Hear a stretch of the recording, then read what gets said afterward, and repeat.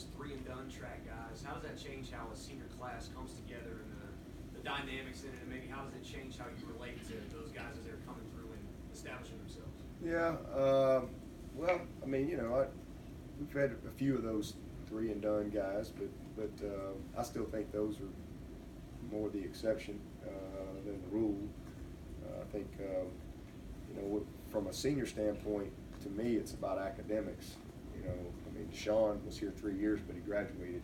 I mean, like Christian was a senior last year because he graduated in December last year.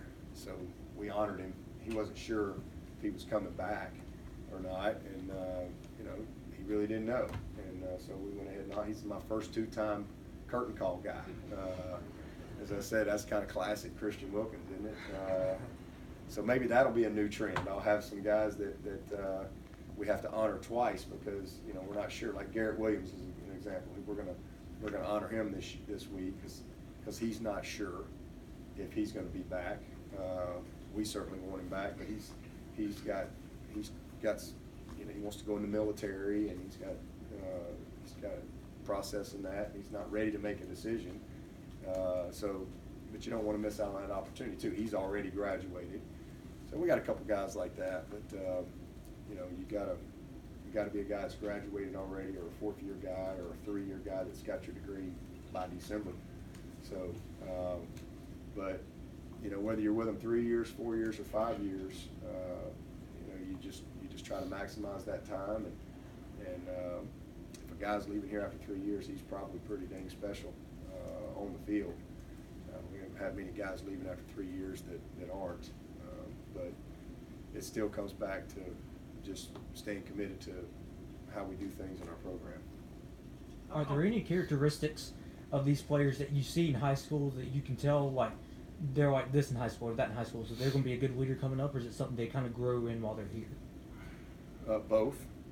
There's definitely a lot of, they're young people. When we're seeing these are 16, 17-year-old young people that are being shaped and molded every single day, and some of them they only know what they know, and so we have to project sometimes. But the biggest thing is just what kind of person are they? I mean, yeah, there's some kids you can see pretty quickly that, hey, they're a natural leader, a great leader, that maybe in a leadership role there. There's other kids that are really talented, but they're not as confident in that. But we have to make but they're a good person, and that's what I always tell people. We recruit people first, players second. And, so we try to do a great job with who's coming in the door here, and then a great job in developing them and establishing kind of a baseline of where they are, and then because they're all different, and then helping them grow into their potential. How comfortable are you with the level of adversity that your team has gone through this season, going into the stretch drive, and not only that, but how do you believe you've handled it with the limited amount of adversity that you had basically earlier in the year? Oh, we've had our share of adversity, so I think our guys have handled it well. I mean, we've been focused every week. Obviously, the Texas A&M game on the road, the second game was really like an opener. Just a ton of unknowns, for us and for them, and had some tough plays go against us in the fourth quarter there, and next thing you know, you're in a dogfight, and our guys had to find a way to win, and then just the adversity of the grind of the season. Our guys have handled that very well. They've stayed focused. Obviously, losing a player, having a former player pass away, all within a short span, and the adversity of the Syracuse game. I think you've seen our team respond. So, just really proud of them. They've done a great job to this point, and there'll be more adversity along the way. That's the adversity of the night. They just go to the next play. It's a full-quarter game, and we've got a lot of toughness to this team, mentally and physically. Obviously, we've all enjoyed watching the jumbo package sort of unfold, but what does it say about your creativity, Tony's mind, that you guys seem to be able to architect this thing to work so many different ways. Yeah, I mean, we're just trying to take advantage of the pieces that we have, and obviously Christian and Dexter are big, strong, physical, athletic guys, and so, you know, why not? And guys that I trust, so it's just something that we have messed with in the past, but we got a little bit more into it this year, and it's paid off well for us. And hopefully we'll have some more opportunity along the way. Do you remember when and where you were when that idea first popped into your head? No, like I said, I mean, it was something that we've been repping for a couple of years, but just, you know, watching the athleticism of Christian, and I mean, I threw him a fake punt as a true freshman in the playoff, you know, so I got a lot of confidence in him. He's just a skilled guy. I mean, he's got great hands, he's got great feet, and then just the maturation of those guys, and then just got a little more comfortable with you know, where they were. You know, early on, we didn't steal them too much, but they've played a lot of defensive football, and they got a good understanding. So we've been able to get them a little more here or there, and I just wanted to expand it a little bit this year and take advantage of those of their ability. You know, while we got them, I mean, they're kind of rare guys, and so, you know, there's a lot that you have to defend, you know, with them in the game. So it's not just, I mean, first thing you got to do is somebody's got to be able to win at the point of attack and stop it. But secondly, you know, there's things you can build off of it, like the play action, like we hit the mile the other night. So it's been good for us. And trying to get a yard, trying to get 2 yards. Those are hard yards to get sometimes, especially when you're in a confined area, and you got a better chance than not if you can just kind of hat everybody up with those guys in the game. Last week after Duke beat UNC, Custis actually did a victory dance to some James Brown music. I don't know if you heard this, but does that surprise you, and do you blame him for kind of taking a page from your book there? No, that doesn't surprise me, because I see him on the Nike trip every February, and it's cutting a rug. So, you know, David is a great guy. In fact, he's showed me he's the guy who showed me the talking emoji.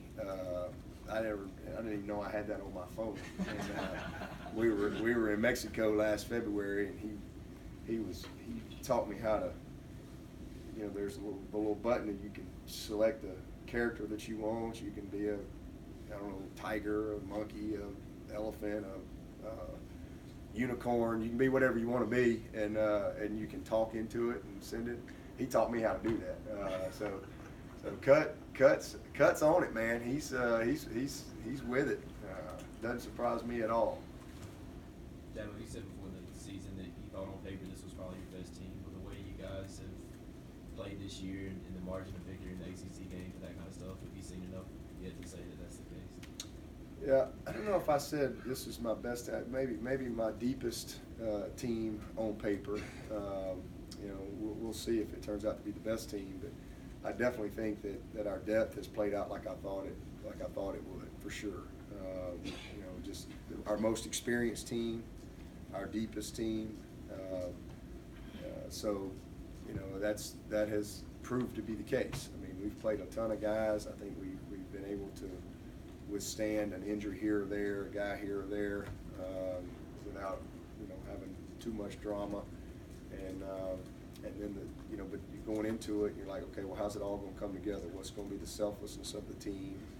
You know, the chemistry, the leadership, all of that stuff, all these things, the intangibles. You know, how will that all come together with what's on paper? And it's these guys have done an amazing job. They really have taken pride in just getting ready every week and being about the right things. And then, you know, especially with some of the young guys that have stepped in and kind of joined the group. Obviously, you know, Trevor, the situation there. It's been a lot of fun, but hopefully we can stay healthy. You know, because I do think we've developed the depth like I hope we would, and you know, we'll see. I mean, people measure best teams by championships typically, so right now we won a division championship, and that's it. Yeah, but how much do you guys educate the history of Clemson with its military heritage, especially this week, and let them understand why it's so important to Clemson? Yeah, we talk about that every year, and that's something we'll talk about later on in the week with these guys on Memorial Stadium, Scroll of Honor, and this was a military school. I think it was 58 or 59. It was the last year. Any of y'all remember? When was the last year of military school? Tim? He was 65. Oh, it was 65. Why was I thinking 58 or George 59? Bennett. So 65? George Bennett? 55. All right. So I was closer then. So I was thinking it was 58 or 59. So 55. So it was military school, all male military school up until then. And sometimes our guys, they're always kind of surprised when they hear that. Some of the new guys coming in. I met a guy at one of the prowling grounds. I think I was up in maybe Rock Hill or something. He's an older guy, and he came up to me and he told me when he came to Clemson, they issued you a gun, and you had to sleep with it. I'm like, oh, it's crazy how the world has changed. But he was telling me all about his experience, and it was a different Clemson for sure back then. But we take a lot of pride in our military appreciation here for sure, and I think we're second or third. We had the second or third most alumni that either served or lost their lives in World War II. Service officers. In World War II. Yeah. So it's just it's deep. It's a really deep history here. How's Rich Hyatt doing? He's good. He's good. Is Hunter Renfro still in quarterback meetings, or has he moved back to wide receiver meetings? Well, he's always been in receiver meetings, but he kind of goes back and forth. So he's in and out and still reps with the quarterbacks every week. He's still living the dream, man. He's living the dream. Yeah, but do you expect Mitch to be able to go this Saturday? I do. What's been the most important part of Kendrick's development from the beginning of the season to now? Just confidence, and the game's slowing down a little bit for him. He's learning a new position. As y'all know, played quarterback. He's learning a new position, and just there's a lot that comes with it.